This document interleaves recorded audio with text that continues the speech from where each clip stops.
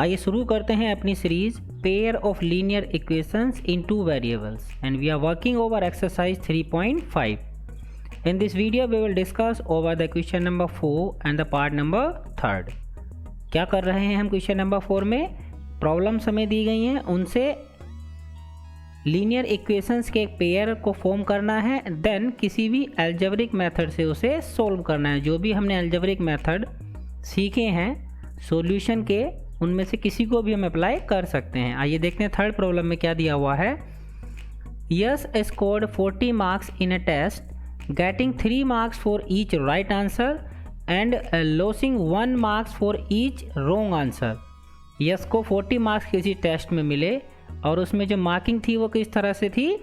3 marks हर एक सही answer के लिए अलॉटेड थे और 1 मार्क एक रॉन्ग आंसर के लिए डिडक्ट हो जाना है.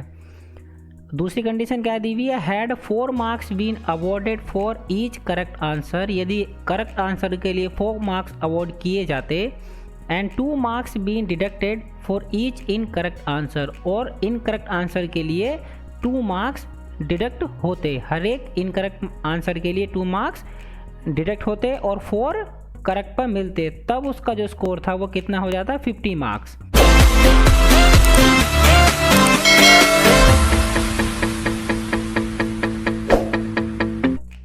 सो क्या पता करना है हमें पता करना है how many questions were there in the test. उस टेस्ट में कितने क्वेश्चंस थे? तो जितने क्वेश्चंस थे उसमें से उसने कुछ अटेम्प्ट किए, कुछ के आंसर उसने सही दिए और कुछ के आंसर गलत दिए. 2 प्रकार के आंसर्स हो गए, सही और गलत. तो इन दोनों को ही मान लेंगे, क्योंकि हमें लीनियर इक्वेशन इन 2 वेरिएबल्स बनाने 2 वेरिएबल चाहिए. तो वो 2 क्या हो जाएंगे? जितने उसने राइट आंसर्स किए और जितने रॉन्ग आंसर्स किए. तो हमने मान लिया राइट आंसर्स x किए हैं और रॉन्ग आंसर्स y किए हैं. अब अकॉर्डिंग टू क्वेश्चन पहली कंडीशन क्या थी? उसके 40 मार्क्स आए कब? जब उसने 3 मार्क्स मिल रहे हैं करेक्ट आंसर पर. तो हमने मान लिया है कि उसने करेक्ट आंसर कितने अटेम्प्ट किए? x, और एक करेक्ट आंसर पर मार्क्स मिलते हैं 3, तो x पर कितने हो जाएंगे? 3x. ऐसे ही 1 मार्क लॉस हो रहा है 1 रॉन्ग आंसर पर, और रॉन्ग आंसर हमने कितने माने? y. तो टोटल कितने मार्क्स डिडक्ट होंगे? y की 1 से मल्टीप्लाई करेंगे तो क्या मिलेगा? y. अब जो उसका गेन किए उसने और जो उसने लॉस किए, ये अगर इसमें से हम सब्ट्रैक्ट कर देंगे तो टोटल स्कोर आ जाएगा 3x - y. ये उसका टोटल स्कोर हो गया, और टोटल स्कोर हमें दिया हुआ है 40. तो ये दोनों क्वांटिटीज आपस में इक्वल होंगी. तो अब हमारे यहाँ से क्या मिल गई? हमें ये एक इक्वेशन मिल गई. इसको बोल देंगे इक्वेशन नंबर 1. आगे दूसरी कंडीशन में कह रहा है उसके 50 मार्क्स आते कब? जब सही आंसर के लिए उसे 4 मार्क्स मिलते. तो क्वेश्चन तो अभी भी उसने सही कितने हैं? x किए हैं. मार्क्स सब कितने मिल रहे हैं? 4 1 पर. तो x पर कितने मिलेंगे? 4x. अब डिडक्ट कितने होंगे? 2 1 रॉन्ग आंसर के लिए डिडक्ट होता है, और कितने रॉन्ग आंसर की हैं? y. तो कितने डिडक्ट हो जाएंगे? 2y. ये डिडक्ट हो गए और ये उसने गेन किए. गेन में से जो उसने लॉस किए वो माइनस करेंगे तो उसका ओवरऑल स्कोर आ जाएगा. और ये हमें दिया हुआ है कितना? 50. ये दोनों फिर क्वांटिटी आपस में इक्वल होंगी. यहाँ से हमें दूसरी इक्वेशन मिलेगी. अब हमें एक चीज़ का ध्यान रखना होता है यहाँ पर, यदि कोई कॉमन फैक्टर होता है आपके इक्वेशन के हर एक टर्म में, तो आप उससे डिवाइड कर देते हैं इक्वेशन को. तो यहाँ पर आप देखेंगे 2 हमें दिखाई दे रहा है, तो हम क्या करेंगे? 2 से डिवाइड कर देंगे होल इक्वेशन को. तो 2x - y = 25. That will be the equation number 2. अब हमें इन पर किसी भी अलजेब्रिक मेथड को अप्लाई करने के बाद इसका सॉल्यूशन फाइंड करना है.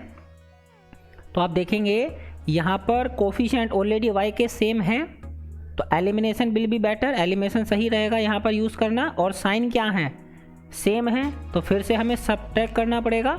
किस में से किसको करें? 1 में से 2 को कर लेते हैं. क्यों? 3x में से 2x सब्ट्रैक्ट करेंगे तो प्लस का x आएगा, और इसमें से इसको करेंगे तो 2x - 3x मतलब -x आएगा. हालांकि प्रॉब्लम कुछ नहीं है, बस एक स्टेप बढ़ जाता है. तो हम क्या करेंगे? 1 में से 2 को सब्ट्रैक्ट करेंगे. Subtracting equation number 1 from 2, what we gate?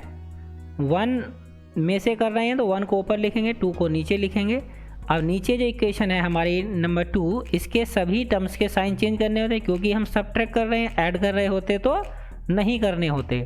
अब ये टर्म प्लस का था माइनस का हो जाएगा, ये माइनस का था प्लस का हो जाएगा, और ये आपका प्लस का टर्म है ये भी माइनस का हो जाएगा. अब आप देखेंगे ये सेम कोफिशिएंट हैं दोनों वेरिएबल्स के, और साइन अब डिफरेंट हो गए हैं। ये जो नया साइन आया है ये अब यहाँ पर काम करेगा, तो दोनों कैंसिल हो जाएंगे, और 3x में से 2x को सब्ट्रैक्ट करेंगे तो x बचेगा, और 40 में से 25 जाएंगे तो 15। अब हम क्या करेंगे, इस वैल्यू को सब्स्टिट्यूट कर देंगे किसी भी इक्वेशन में। तो मैं क्या कर रहा हूँ, इक्वेशन नंबर 2 में सब्स्टिट्यूट कर रहे हैं, 1 में भी कर सकते हैं, 2 में भी कर सकते हैं। तो ये क्या थी हमारी 2x minus Y is equal to 25, 2 multiply X की वैल्यू हमारे पास आ गई है 15 minus Y is equal to 25। अब देखिए यहाँ हम फिर से वही करने वाले हैं, अगर मैं इन 30 को इधर लेकर जाता हूँ तो ये माइनस वाई रह जाएगा हमारा। मैं क्या कर रहा हूँ, मैं y को पहले इधर लेकर गया तो माइनस वाई हो गया, और 25 को इधर लेकर आया, तो ये जो साइड है मेरी 30 माइनस 25 ये इधर हो जाएगी, और ये जो y मेरा है ये इधर आ जाएगा। और फिर मैंने क्या किया, पूरी जो दोनों साइड्स हैं लेफ्ट और राइट दोनों को क्या किया, इंटरचेंज कर दिया। अगर पूरी साइड को इंटरचेंज करते हैं तो कोई साइन चेंज नहीं होता है। तो y इज इक्वल टू 5 हमें यहाँ से मिलेगा। Now we have both the values, x की हमारे पास है और y है, और x और y क्या थे हमारे, ये these were the number of questions which he attempt, जो उसने किए थे गलत और सही। तो इसका मतलब हम कह सकते हैं the number of right answers is 15 and the number of wrong answers is 5। लेकिन वो हमसे रॉन्ग और राइट आंसर नहीं पूछ रहा था, हमसे पूछ रहा था टोटल कितने क्वेश्चंस थे, तो हमें वह आंसर भी देना होगा। So therefore total number of questions equal to 20।